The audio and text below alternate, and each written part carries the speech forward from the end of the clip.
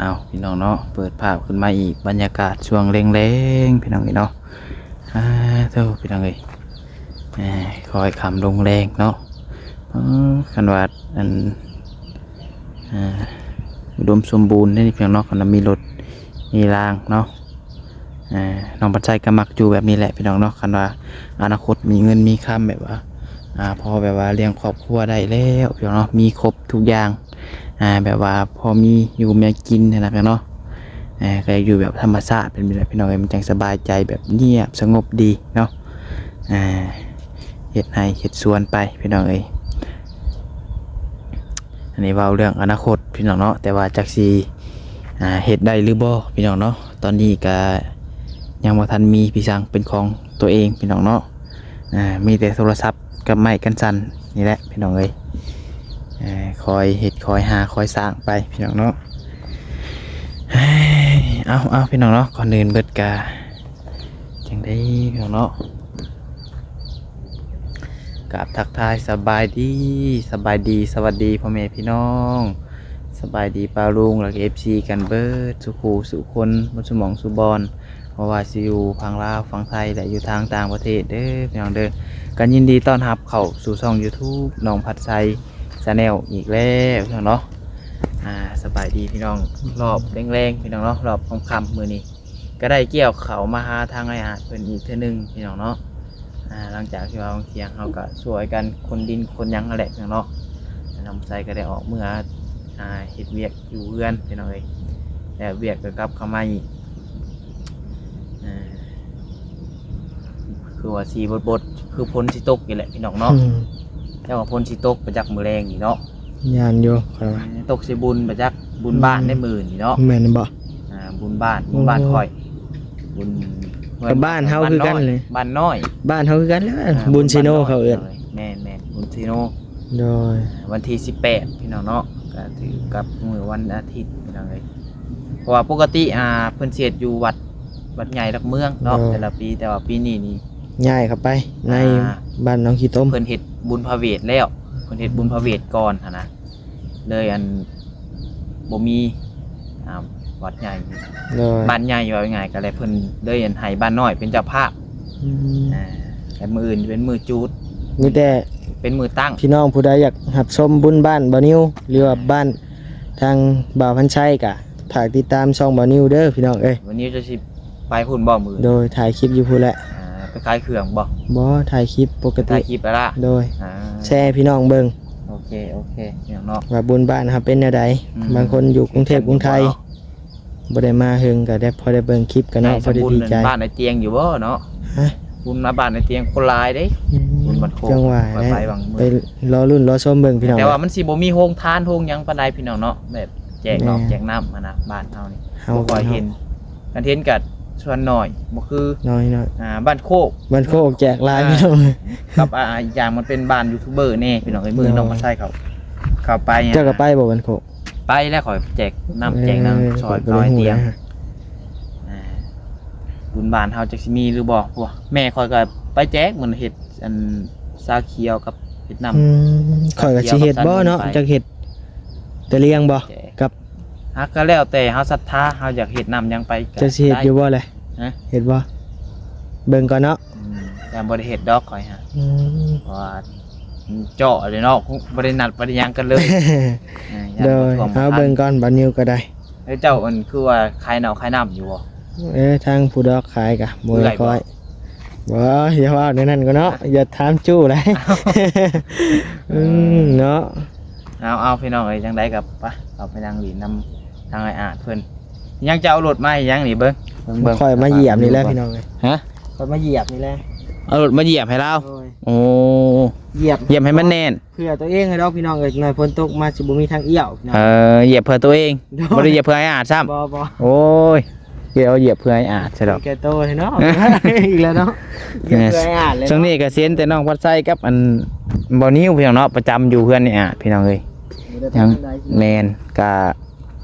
คะแนนว่าไปเกาะไปไกลมันก็ต้องได้ใส่งบใส่ยังพี่น้องน้องพัดไส้ไกลอยากไปอยู่พี่น้องเนาะคือว่าเห็นทางง่ายเพิ่นขึ้นไปทางพลอกพลานบ่ช่วงนี้เนาะเอาก็อยากไปคือกันจะไปอยู่บ่จักกะช่องป่านบ่มีงบ เดี๋ยวเก็บเงินก่อนซะเนาะจักมื้อก่อนพี่น้องเอ้ยก่อนว่ามีโอกาสก็สิขึ้นไปเยี่ยมยามทั้งพุ่นอยู่พี่น้องเนาะ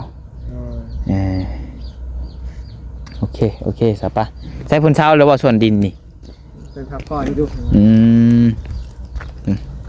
รถเบานิวสายลุยดีได้พี่น้องผู้เนาะ ลุยจนมุน ลุยจนมุนโปกหวายเบิดสีนี่งัดออกเป็นยังไง อย่าพึ่งเลยเนาะ ฮะลองมันไหลอีกเลยเนาะสีก็ยังเห็นบ่แล้วเราว่าเนาะ มันตื่มอีกแล้ว สีท้ายก็ยังบ่แล้วไปตำยังไงนี่ มันหลอดอีกมัน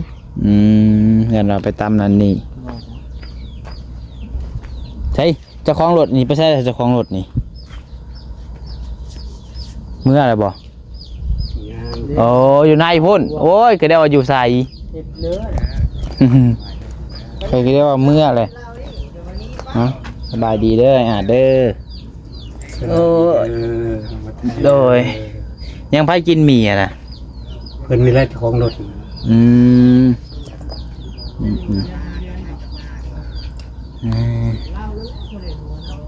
ยินนี้ให้อาจว่าอยากกินนั่นสิ้นจ้ำบ่ไปเลาะซื้อให้แล้วบ่มีจักสิไปซื้อแถวใด เขากินห่าน จังหวะเฮาเลาะบ่มีคันลาบซีนแล้วมีลาบซีนนะสิ้นจ้ำแล้วบ่มี ชิ้นจ้ำบอก อยู่แถวใดคนขายสิ้นจ้ำ จังหวะเนี่ย ข่อยบ่เคยซื้อจักเทื่อข่อยบ่เคยซื้อจักเทื่อสิ้นจ้ำเคยไปซื้อจักเทื่อคันลาบซีนแหละบืดดอกอยู่ห้านข่อยก็มีลาบซีนนะเลาะ เพิ่นลวกแต่เพิ่นเอามาจำแจว โอ้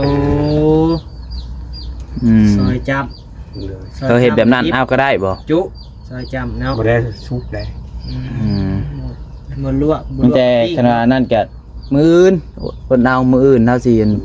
ถ้าพอเฮามาแต่ตลาดเลยสิลงมือเฮ็ดให้กินสิลองโชว์สิมือ เอาบ่ได้เพิ่นว่า ฮะเอาคันว่าอยากก็สิกินลองเบิ่งเนาะก็พอเฮ็ดเป็นอยู่เฮาก็แต่ก็จักแซ่บบ่แซ่บก็บ่ฮู้ ลองเบิ่งเนาะ ลองเบิ่ง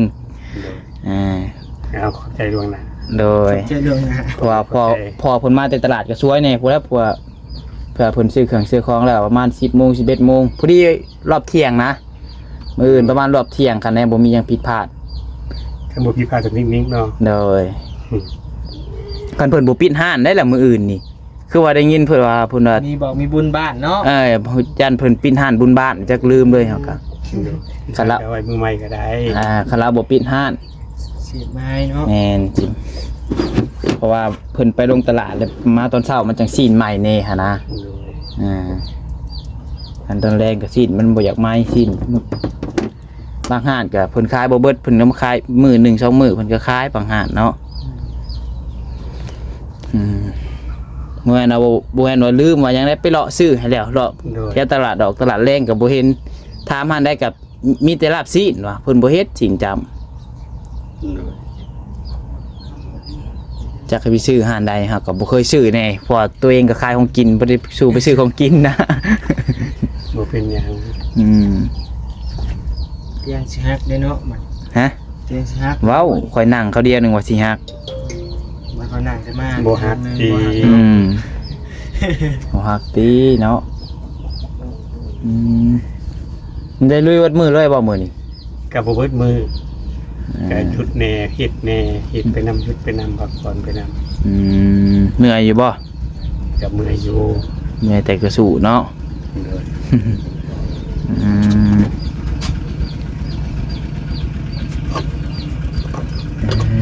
เงาะปลาไปใช่อีกเลยเงาะปลา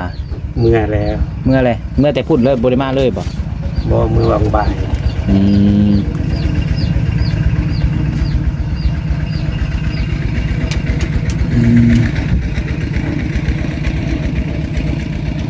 ใครอยู่มันบดเนาะบด โดย เกือบเบิดมือได้มื้อนี้ก็พี่น้องเอ็นบดนี่บ่แดดปานใดมื้อนี้ก็มื้ออื่นก็บุญบังไผก็บดอันนี้ก็ใครอยู่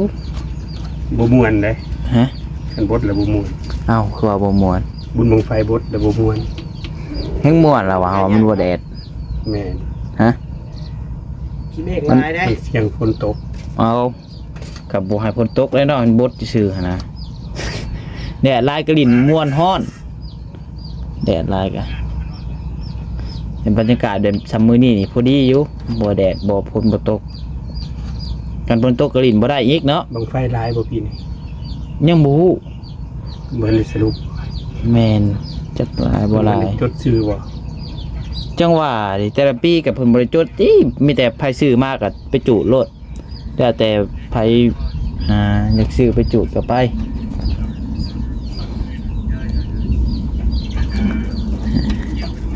เฮาว่าสิซื้อ ขออภัยเด้อพี่น้องเด้อ ฮะ ปากงามๆเฮาเฮานอน มันเมื่อยมันเพลียในร่างกายมัน มันเป็นหยัง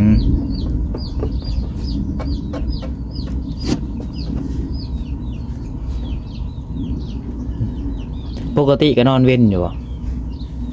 8-9 โมงผู้ขาก็นอนแล้ว ว่าแบบว่านอนตอนเว้นนี่ น นะ อนกลางเว้นบ่ แม่น บ่ค่อยได้นอน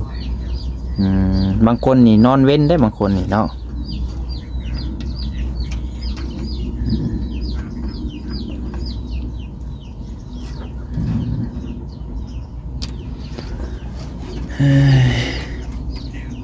มื้อแรงนี่พ้นบ่ตกบ่มื้อแรงเนาะพ้นตกห้ำแม่นแต่ว่าตกอีกบ่จัก ตกกระทบแพ้หามฟ้าหามคนมักกันมันหามบ่ได้ น่าว่าไปอีกแล้วบ้านนี้เนาะ คำคมก็มา เอา เนาะ มันก็แม่นความผู้ขาเว้าเลยหามฟ้าหามคนมักกันมันหามบ่ได้ แม่นอยู่ มีคำคมอยู่ได้ผลกันเนาะฮะ เงินเป็นว่าร้ายเป็นไม่แห้งเป็นนอนตื่น อ้าวนอนแหละ บ่นอนเมื่อคืนนี่ดอกเมื่อวานเพิ่นเบยเว้าร้ายเมื่อวาน เจ้าก็สังเกตอีกเนาะจากกันเนาะ สังเกตได้ขอ เฮ้ยบ่นิวเว้าเลยเขาเว้าปกติหั่นแหละบ่นิวเอ้ยพี่น้องเพิ่นถามมาก็เว้าเพิ่นบ่ถามก็ เงียบเลยเนาะ เฮาก็บ่เว้าแหล้ว กับขึ้นกับบางมือเนาะบางมือบางมือได้เฮาเมื่อยแห้งกั มือใดเพิ่นถามหลายเฮาก็เว้าหลายเลยเพราะว่าเฮาเปิดให้เพิ่นถามดิ เลย เปิดให้ผู้ถามเฮาก็เว้า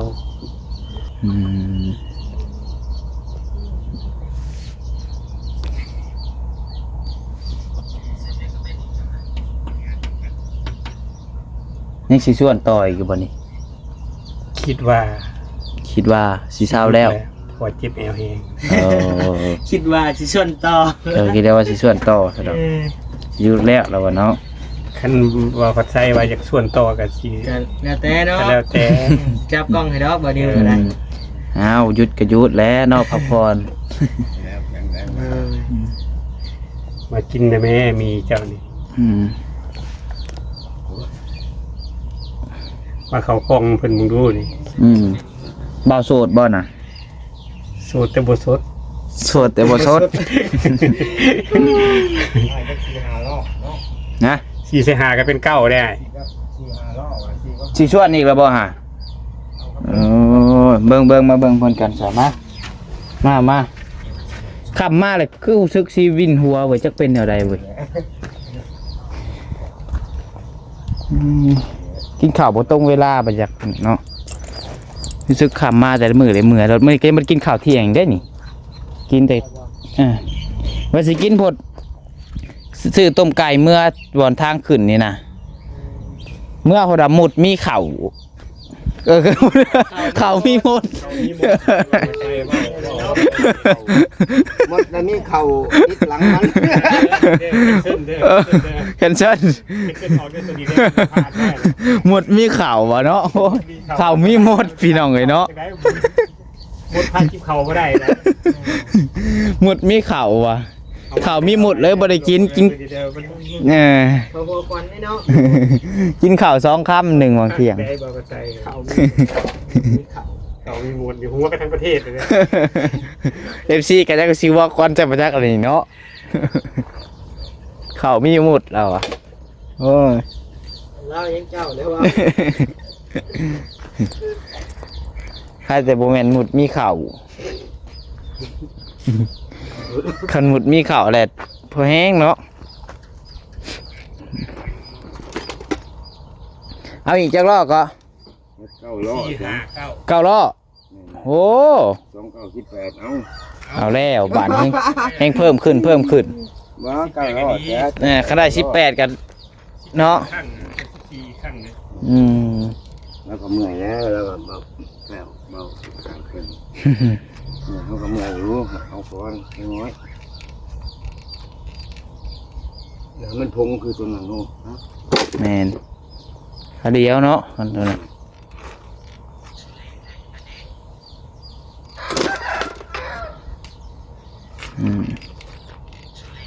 เอาส่วนไปพี่น้องเลยนี่มันก็สิจ้ะว้าได้บักหลายหนึ่งเต็มเบิดเลยสมว่าก็ออกมาก็ได้แล้วบัดนี้นี่เนาะนี่พี่น้องเลยใกล้สิแล้วสมว่าเฮ้ยคือบ่ใส่พี่ก่อนประตูเฮ้ยใช่แท้พี่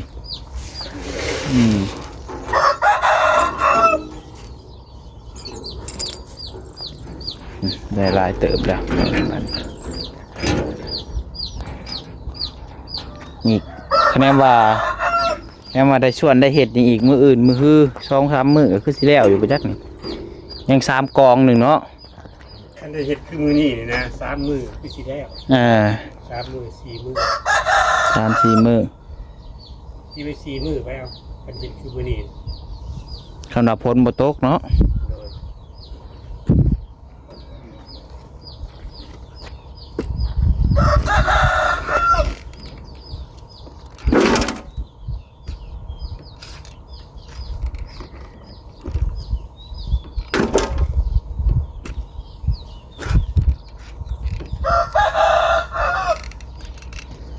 วันนี้วันนี้สิโชว์ซิมือบ่เอาออกกำลังกายเบิ่งแน่เจ้าให้เงินพุ่นนั่นออกสวดออกแล้ว จังสงเลยจะต้องเอาไขมันออกน้ำแต่ละมือ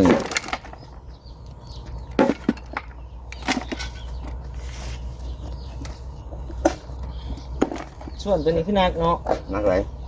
มันบ่ นักไหลมันคือส่วนดินทรายมันส่ง บ่ส่วนนี้ ด้ามมันใหญ่ด้ามมันยาว มาโทษตัวนี้ครับ ด้ามมันยาว คักไว้เนาะ ไอ ข เห็ อ ด งตัวเอง ไอเห็ดน้อนี่เนาะ ของตัวเอง ทำ มัน น้ำ คัก เห็ดก็ได้ ข่อยนี่แหละเห็ด หน้าการเห็ดมันจังหวะเนาะอันนี้มาตัดเขาอีกก็ได้เนาะตอนนี้ นี่ย่านมีคนหมักยาวๆเด้ แม่นแหละฮะเดี๋ยวเบาก็เบานี่นุ่มก็นุ่มเอาโอเคผม โอ้ค่อย เบาเบาเบาแล้วก็ตันก็ดี วิ่งฮึบ โอ๊บตุ้ม อืม เห็นยังกันเด้นะจ๊ะ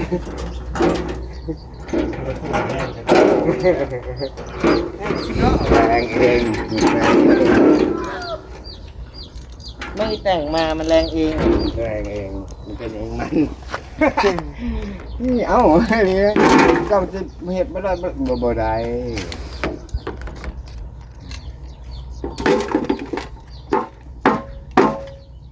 เหนียวขนาดพี่น้องเลย มันคือเรื่องที่ เทวดาเอ้ยเนาะคอยจัก4 มื้อเด้อจักตกมาเนาะ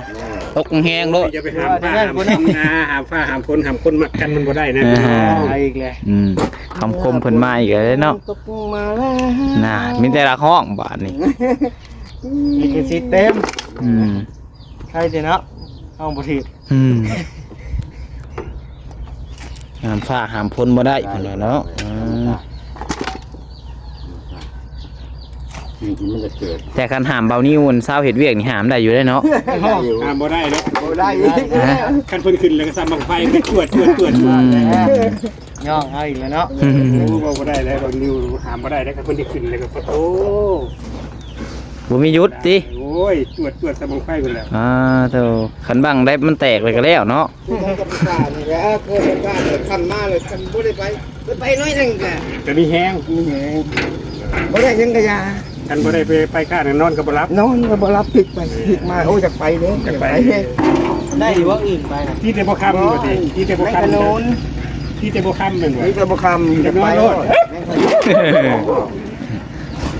ตีเต็มคำเลยอยากนอนโลดตี บ่อย่างบ่ได้เคยไป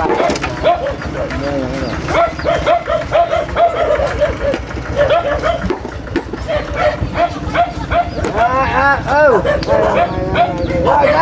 โมเมนต์อันปั่นไฟของไอเตียงบ่น่ะ ชื่อนะ ชื่อนะวะ แม่น คือน้ำไม่ไหลเลยเขาตื่นเลยนี่ตัวหนึ่งเกือบล้มเลยล้มมาไก่ชาลุยโดนง้าวเลยโอ้ยแล้วบ้านนี้ จริงไปคัดน้ำโด มันไม่กัดมันโดดใส่เคยกัดได้ผู้ข้าเคยกัดได้มันกัดข้างนอกขาขึ้นกระบุกตัวนั้นเรามาผูกแขนในเราก็ได้มาผูกแขนเนี่ยมันโดดใส่เลย ตัวมันฉลาดไหลแล้วมันเฮ้ยเลย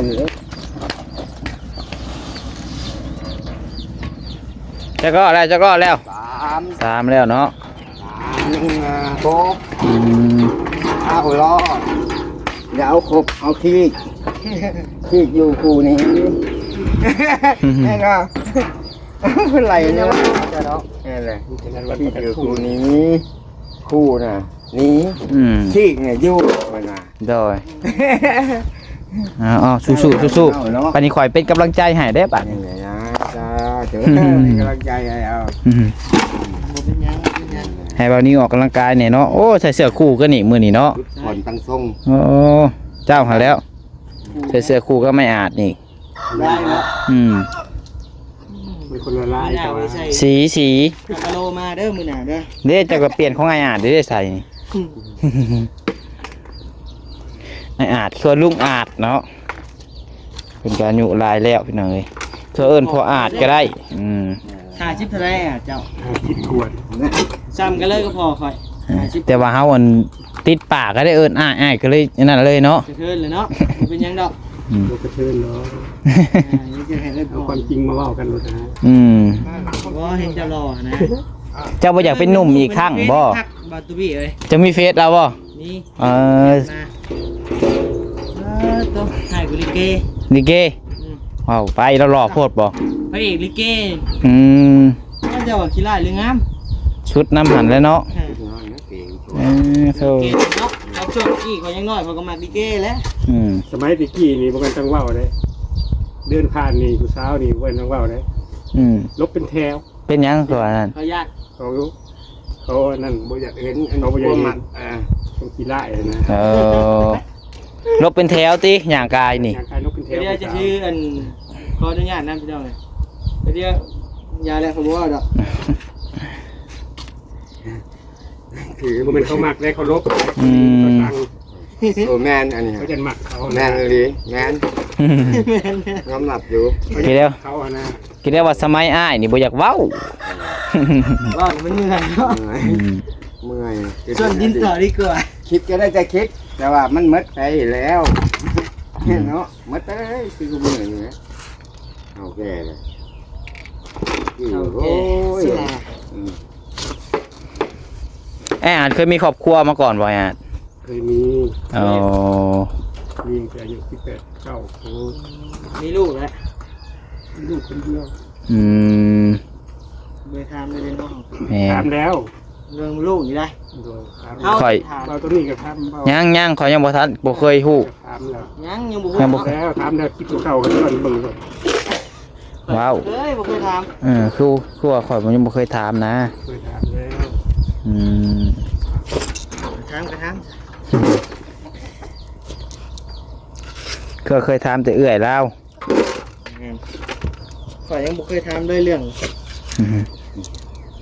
สอ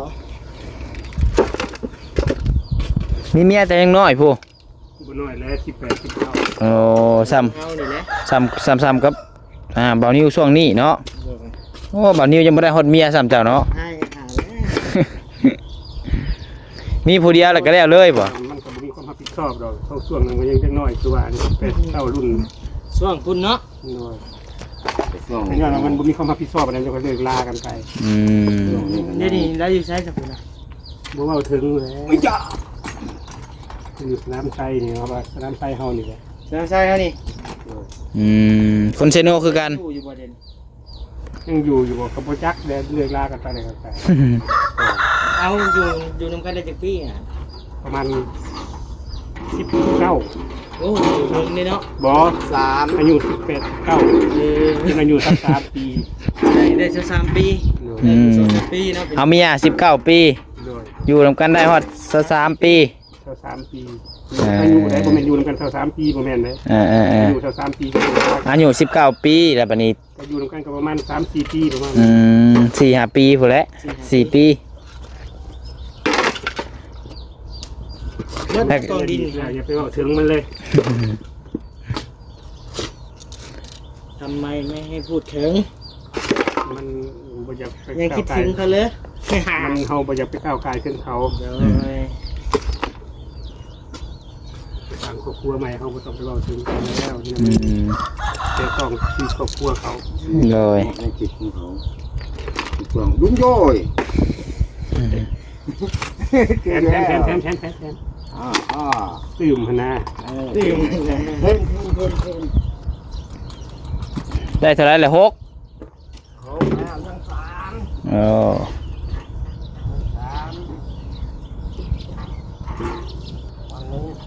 ไก่เลยพี่น้องเนาะเบิดข่าวเด้เบานิวเก่งเว้ยเบิ่งพวกนี้เนาะเอารถเข้ามาจอดนี่ก็ได้บัดนี้พี่น้องเนาะคันฝนบ่ตกเอาสู้วันนี้เนาะพี่น้องเนาะเอาน้องบ่ใส่ก็ขอจบคลิปไว้นี้เพียงเท่านี้เนาะคลิปนี้ก็ได้บ่มีหยังหลายพี่น้องเนาะก็มาหาญาติเพิ่นรอบค่ำๆมื้อนี้ก็พี่น้องเนาะเพิ่นก็อารมณ์ดีได้เบิ่งชมเนาะ คำขอคำคมก็มาอีก น้ำวัดน้ำมือนี่ ยิ้มแย้มแจ่มใสเอาโอเคพี่น้องเด้อเนาะคลิปนี้ก็หากผิดพลาดประการใดก็ต้องขอโทษขออภัยนำเวลาเนาะฝากเป็นกำลังใจให้น้องพัชไซและก็ทางไออาดเบานิวประตูคนนี้เด้อพี่น้องเด้อเนาะขอลาไปก่อนแล้วสำหรับคลิปนี้ก็ขอกล่าวว่าสบายดี